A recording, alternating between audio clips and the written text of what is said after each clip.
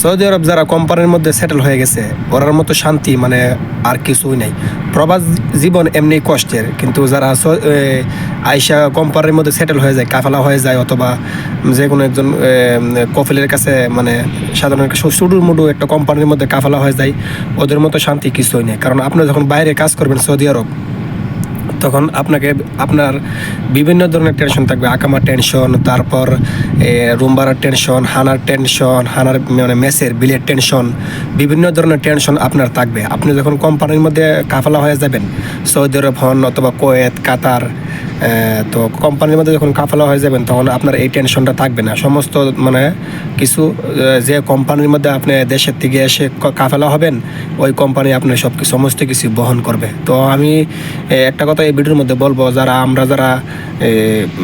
দেশের থেকে আসবো, যারা দেশের থেকে আমার ভিডিওটা দেখতেছেন, আমরা যারা দেশের থেকে নতুন অবস্থায় সৌদি আরব আসবো, তো আপনারা কি করবেন, নিজের লোক দুইরা কাফালা হওয়ার সময় কাফালার চিন্তা ভাবনা বদলির চিন্তা ভাবনা করে আসবেন যে আমি ফ্রি বিষয়ে যাইতেছি, আমি আদি বিষয়ে যাইতেছি, আমি যাই কাফালা হয়ে যাব।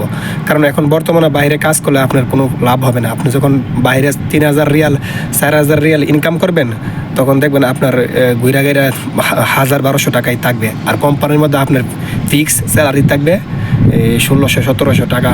আপনি যদি কাজ ভালো করেন, কাজ জানা থাকে, কোম্পানির কাজ, গাড়ি চালাতে পারেন, অথবা কোম্পানির দায়িত্বর মধ্যে যে কাজই পরে যদি জানা থাকে, আপনার স্যালারি আরও বেশি দেবে।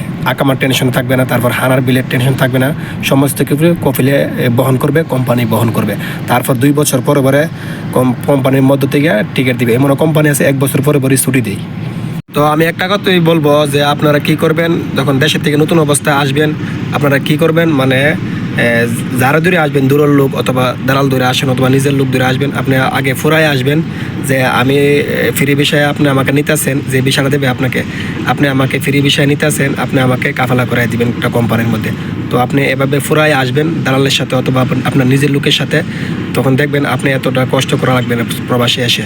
আর যদি আপনি ফুরায় না আসেন যে আমি বাইরে ফ্রি বিষয়ে কাজ করব, বাইরে যদি আপনার কাজ থাকে তে বাইরে কাজ করতে পারবেন। আর কোম্পানির মধ্যে আপনি প্রতি 12 মাসই স্যালারি পাবেন।